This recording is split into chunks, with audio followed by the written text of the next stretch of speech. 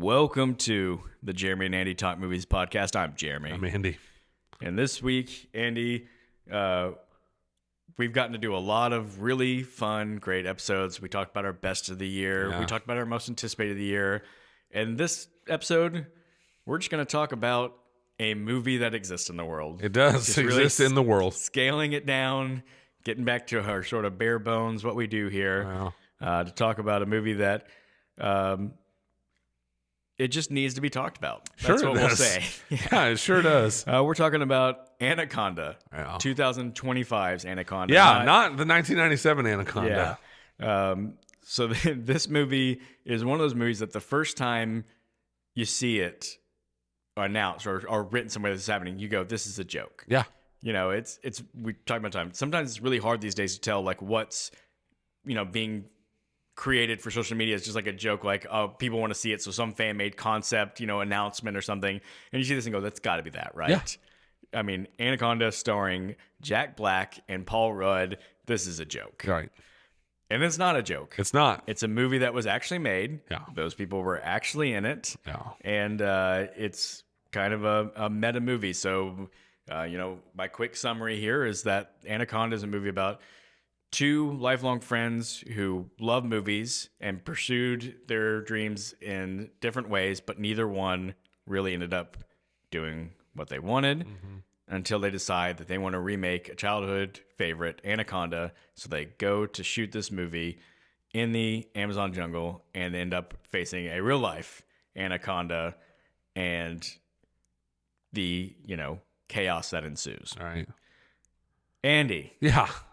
I feel like this is, one of the most obvious teed up for you to answer questions ever.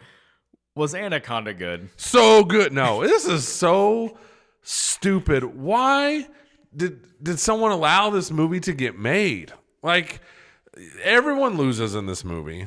Nobody comes out looking good in this movie. We've seen Paul Rudd and Jack Black. Neither one of them, they're not strangers to kind of doing like I don't even know what the right word is, like a weird or a kind of a far out thing. I mean, Jack Black's in Nacho Libre. Paul Rudd's in Anchorman, which is ridiculous. Like, I love Anchorman, but it's a ridiculous movie. So it's not like they've never done this before. But this is just the laziest, lamest version of this. Like, I'm not against like, hey, we're going to do something that sounds almost like too fake to be real. Like, I'm not opposed to that, but it's like I always say, I did this when we did our worst of the year. I compared this to like Y2K and Cocaine Bear. You can't just go, what's a kooky idea? And then just sit back and kind of let the movie get made. You have to have more than just the wacky idea. Anchorman is kind of a wacky idea in the sense of like it's Will Ferrell playing this ridiculous character, but it's Will Ferrell and Paul Rudd and Steve Carell and Vince Vaughn and Dave Koechner and all these guys. And there's more to it than that. Yeah. There's There's nothing more to this than go, hey, these two doofuses want to remake Anaconda. That's it. Bye. I'm leaving. No, this is so bad. It's so lazy. It's just insulting. Before I give my take on the movie, which is not going to be very different from yours, I just want to let the audience know that one of my favorite things that has happened to me in a long time is hearing your daughter Molly, who's been on our podcast, take the exact opposite opinion of you and say that she loved it and thought it was really funny. I'm currently in a legal battle to make it somewhere she's no longer my child. So I love that. I probably should have had her on this episode so that she could have argued with you, and it would have been really funny because I'm not going to argue with you. I will say I don't think I felt as strong about it as you did. I was just kind of like, I think Jack Black and Paul Rudd are like uniquely suited to be guys who see a goofy idea like this and think, yeah, that'd be funny. Let's try it. Right. And, even something like they're both guys who have done the thing with Jimmy Fallon where they do like shot for shot remakes of like old music videos and that's stuff. Really funny. And they'll take it very seriously. Yes. But it makes it funny because of how seriously they do it. Right. So they both got that kind of like, yeah, we like to just do weird off the wall stuff. Yeah. And so it kind of makes sense that these two. But what I wonder is like, the person who wrote this, and I didn't do my I research don't and look even know. into this. I mean, it's got 5 writing credits, although 2 of them, I guess, are the original. Oh, several of them are like original Anaconda credits or something like that. But the guys who wrote this, did they write with Jack Black and Paul Rudd in mind? And then they were like, oh my gosh, could you imagine if we get these guys? And then they did, and they're like, oh my gosh, we got these guys to be in our movie. Because so much of the movie feels like they were really depending on these guys to just do their thing. So the opening scene of the movie is Jack Black doing this pitch for this couple's engagement video at the beer store. And I can only imagine that the script says Jack Black Makes Jack Black noises. Yeah. Yeah. Jack Blacks. Yeah. For a few minutes. And you know what? I like Jack Black I do doing too. Jack Black things, but I was like, this is really just depending on, Jack Black, do your thing. But that's my problem. I can see Jack Black do Jack Black things in a lot better movies. Yeah. His best movies are the ones where he feels like a real character, but still has a little, like School of Rock is probably his best performance, right? Yeah. And he's still doing the Jack Black stuff, but just not in the laziest, most boring way. Yeah. Where it's like, I don't know, man, just stand there and make some Jack Black noises. Paul Rudd, I just don't get it. his thing is, I guess Paul Rudd doesn't quite have a Paul Rudd thing like Jack Black does. Yeah. That scene is like, hey, let Jack Black just do his thing where he's like doing the music and like kind of being real like, movie and manic. And Paul Rudd's a great reaction guy is what I'm realizing. Whether he's being like kind of grumpy Paul Rudd like in the movie Role Models, or whether he's being like really like goofy, fun Paul Rudd like he is in like I Love You Man, where he's like the really sensitive guy. But in this one, like, I don't know what he is. Nah, he's so then he's just nothing. Yeah. So here's my thing too. Like you said, that was a great point. Like Jack Black and Paul Rudd have both done the thing with Jimmy Fallon. Like Jack Black and Jimmy Fallon did the More Than Words.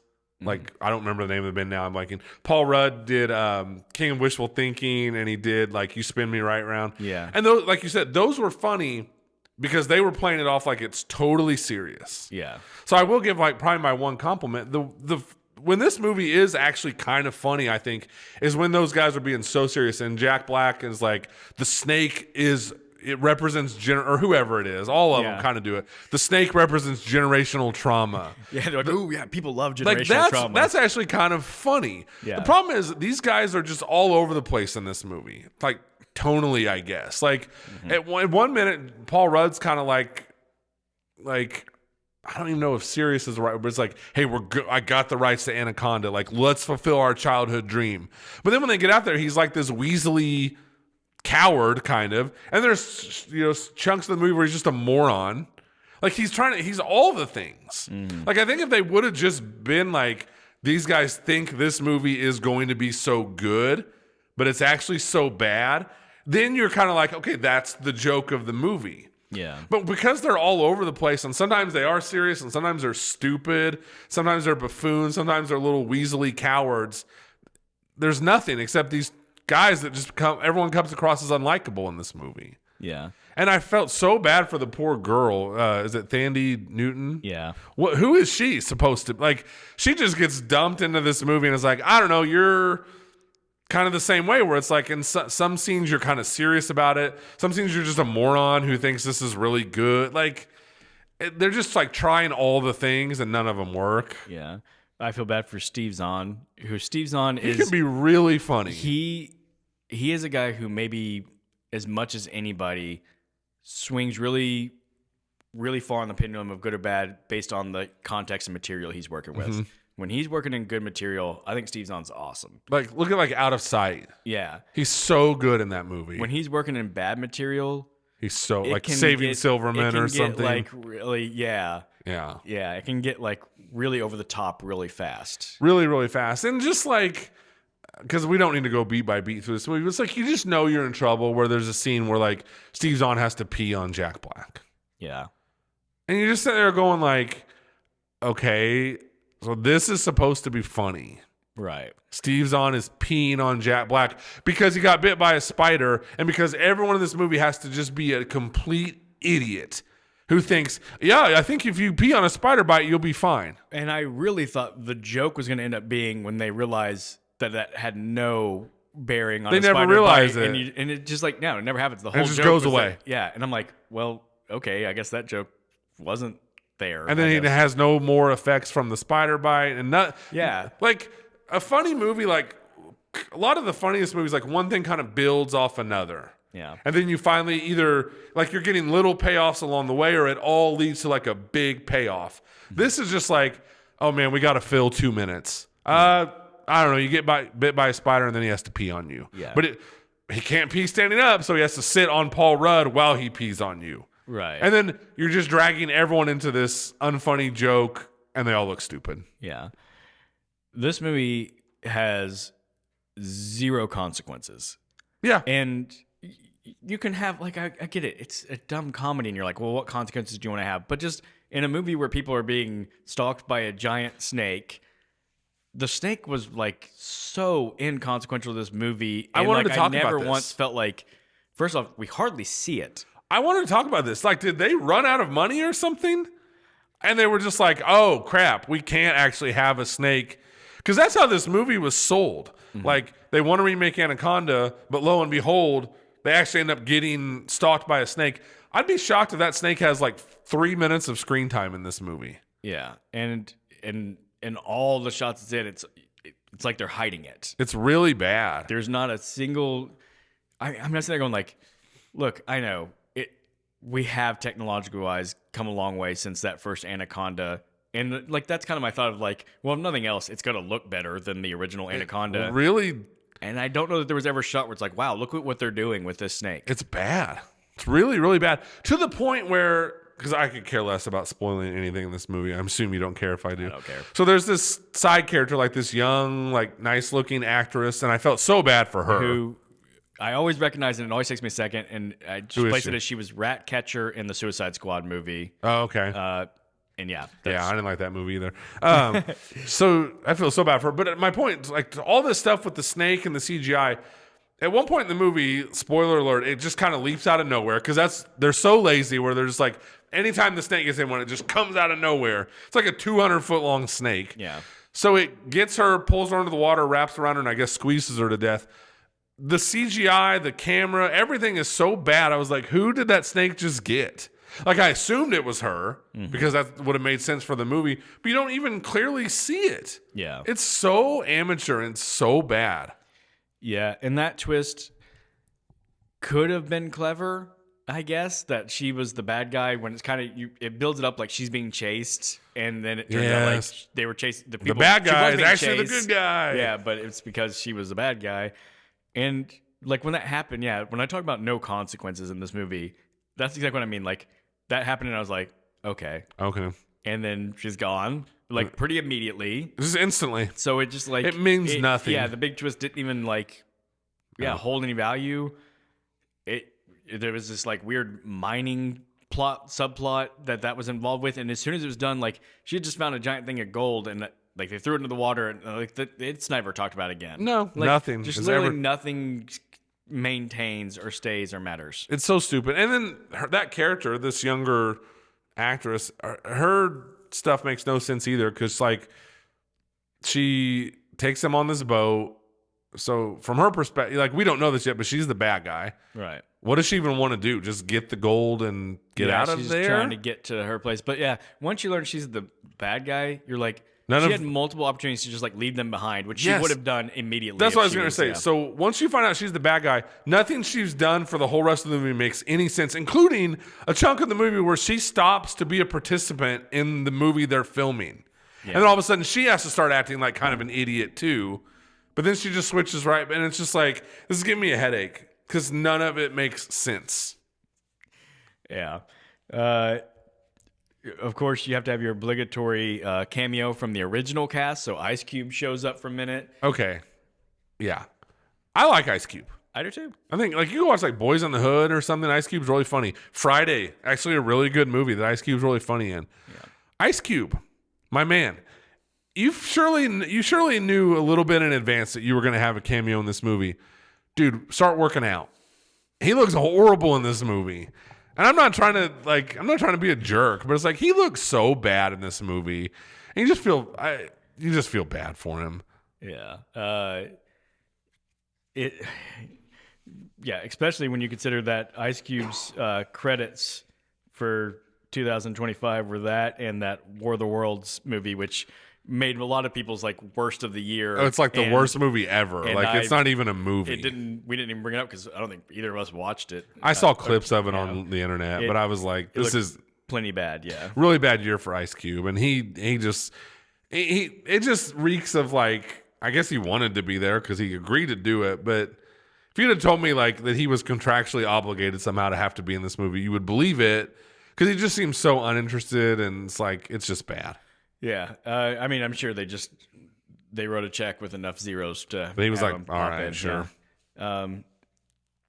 The guy who plays the snake handler in the movie, played by an actor named Selton Mello or Mayo or something. Okay. I don't know. Listen, I apologize for not knowing this guy's work.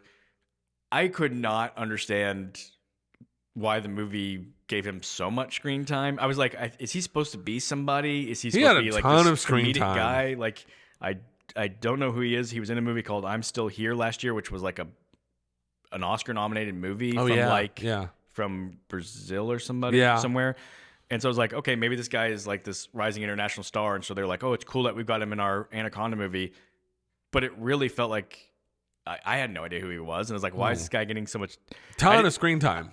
I didn't really get if he was trying to be funny or trying to be like weird and menacing or like I didn't know what it was. It was a disaster. And then I don't know if you stuck around for the credits scenes did. where it's like he had been swallowed by the snake, but then he's alive too. And that's what I mean by no consequence. Just whatever. Yeah, like it happens to both him and Jack Black where they get swallowed by the snake and then just regurgitated and they're fine. Because no consequences. It's so stupid. It makes no like. As we're talking through this movie, I'm like, I think I should have put it lower on my worst of the year list. Like, yeah, it's so This guy gets a ton of screen time, and then once again, because whoever directed this movie apparently can't stage comedy or action well. Because when he does like where you think he dies, that's just terrible. Just him and Paul Rudd like wading through the water because everyone in this movie has to be the stupidest person alive. Because Paul Rudd's a moron. He kills the original snake, and then it's like, hey, let's go get another one. Okay, sure. We'll just go out in the dark in the Amazon, I guess is where they are, right? Yeah. So it's like, this is so stupid. And then that guy just kind of like disappears under the water. Yeah. You're like, wow, that was thrilling. Maybe the most like, for me, eye-rolling moment of the movie was they're out there in the middle of this Amazon trying to shoot this Anaconda movie guerrilla style, and this really nice boat goes by them. And it turns out it's like this professional movie crew also remaking Anaconda. Oh, that's hilarious. That's how he finds that Jack Black finds out you don't actually have the rights. And it's like, I know this is a silly movie. I know it's a movie with a freaking 200-foot long snake. I know it's all of these things. But the most ridiculous thing in this movie is that another studio is remaking Anaconda at the same time these people are trying to, and they run into each other in the Amazon. What a coincidence. It is like, the likelihood of that is like winning the lottery 5 times in a row. I don't know. Like, it's so ridiculous. That's why I'm saying like this movie's just insulting. And then like it's insulting to your intelligence. Yeah. Well, and then that's what I mean too. Like with Paul Rudd's character, like sometimes he's like cool Paul Rudd. Sometimes he's like this and that. And then all of a sudden it's like he's just this lying weasel who's like, okay, we don't actually have the rights. And like, okay, so then you're just a douche? Yeah. It's all over the place. And they never really even build to like sort of an authentic moment from that, because what you're to understand as a movie watcher is like, yeah, this guy's life's just so bad right now that he just desperately needed like to do something like this with his friends, but he didn't know how to ask, so he made this lie. And so eventually you'd think there's this conversation where they talk through that, like, I'm sorry, man, I just needed this. I needed to have this feeling like we used to, and they don't have that conversation. They don't have it. There is, I think, one really good scene in this movie. You do? Okay. Yeah. And it's the scene at the surprise birthday party for Jack Black, and they get out this video they made when they were kids. Yeah. And it's the Quatch. The Quatch. Short for Sasquatch. And they're watching this movie they made as kids that is hilarious because they were like, we really tried to go for R rating, and so And there's- they just F, and they F, like, F, and F. then our teacher made us bleep it so we Yeah. showed at school, and so it's like the dialogue's so bad because they're trying to be edgy and curse and Yeah. everything, and like that was really fun, and like watching them like be sentimental and watch this home video. That and I was like, worked. that was a great scene. I could have used so much more of that Mm-hmm. type of thing in this movie, but like you said, nothing's really connected or builds in this movie. It just shifts to a whole different thing. It just the tone And- shifts. So, and so if it had been more of this like, hey, we love making home movies and they're kind of intentionally over the top and bad and goofy, and Mm-hmm. we know that's what we're doing or something, and it followed more of that. yeah, it would have been okay.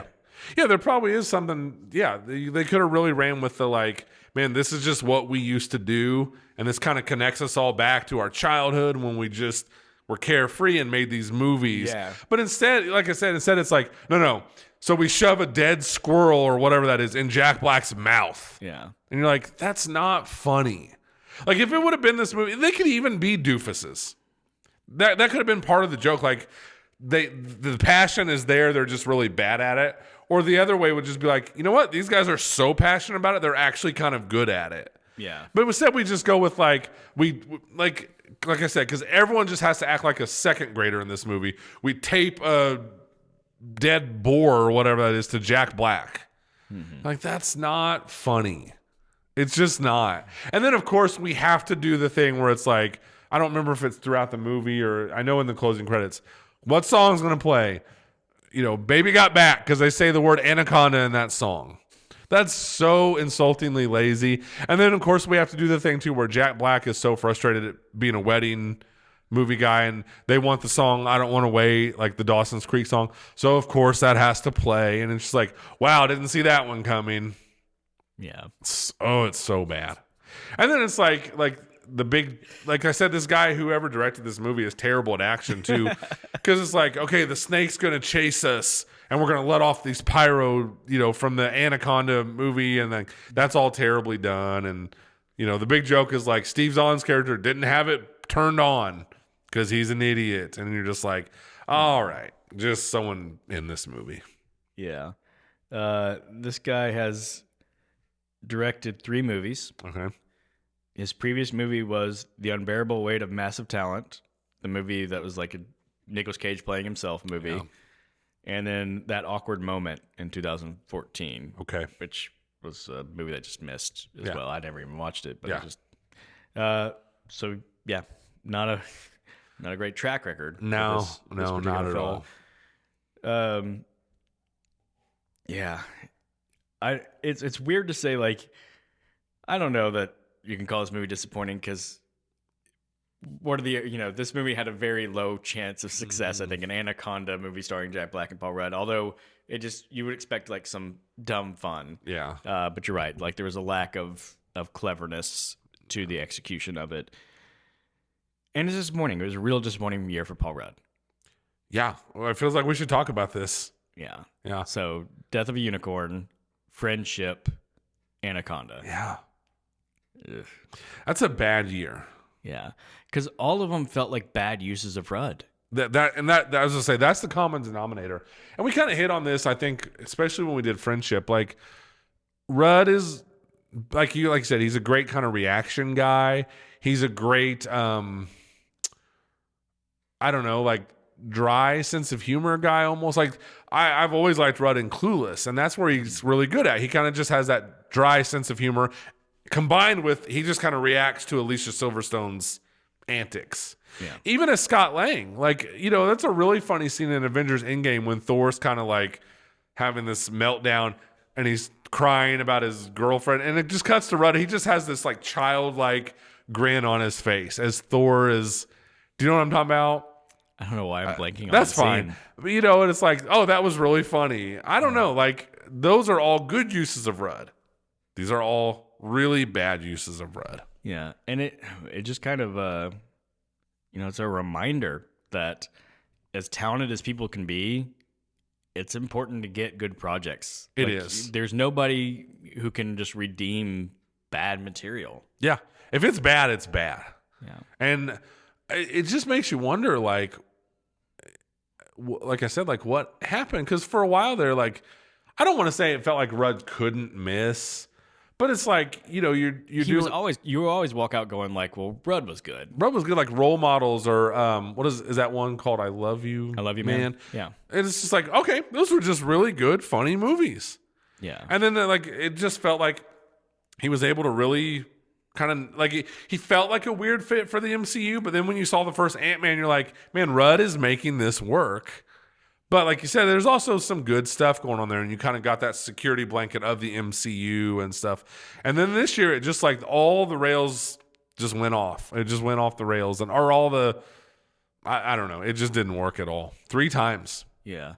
I think I can at least kind of understand his draw to the projects.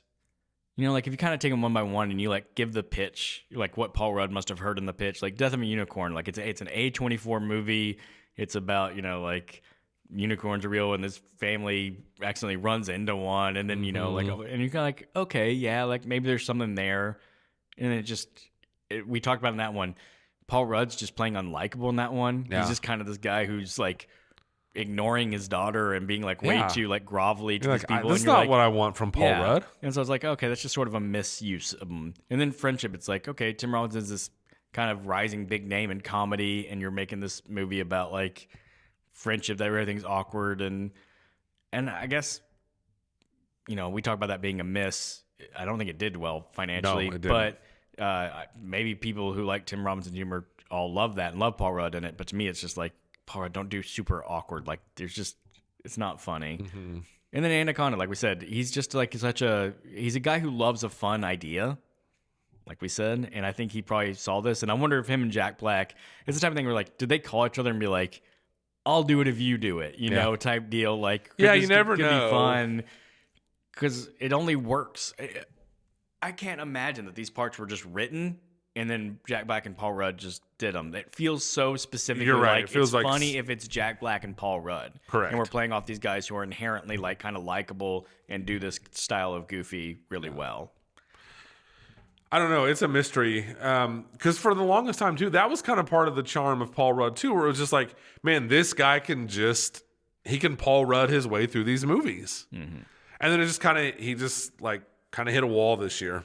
Well, and it was Paul Rudd can do everything because he's doing Ant-Man in the MCU, but he's doing these like more adult comedies, but he's doing, you know, it just felt like Paul Rudd can blend anything. And this was the year of like, well, You can't quite do everything. yeah, maybe there are types of roles that Paul Rudd should stay away from. Yeah.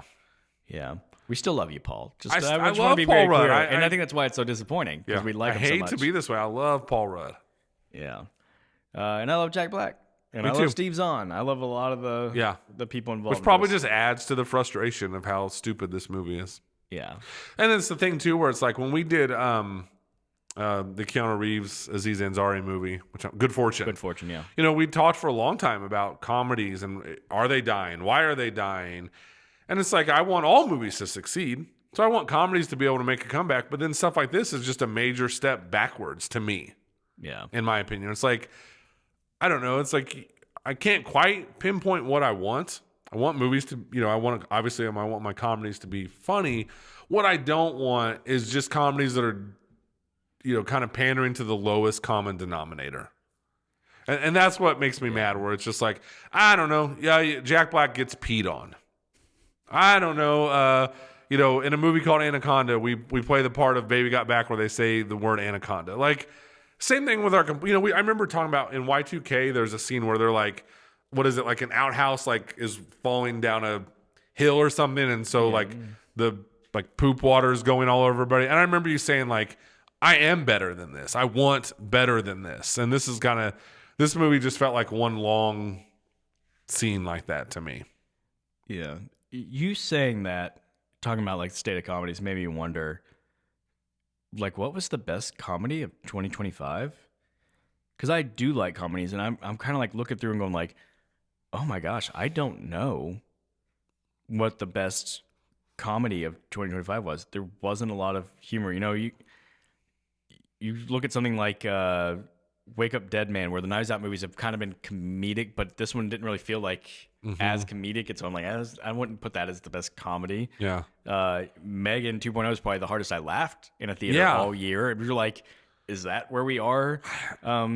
honestly, the answer is probably a movie we didn't even talk about, which is The Roses, which Yeah. was the Benedict Cumberbatch and oh gosh, I'm blanking on her name. Olivia. Is it Olivia Colman? Yes, that's Yes, it. That's Olivia it. Colman.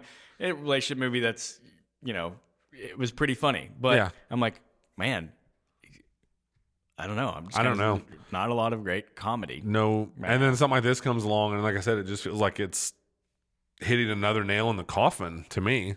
So, Yeah. no good. Big bummer.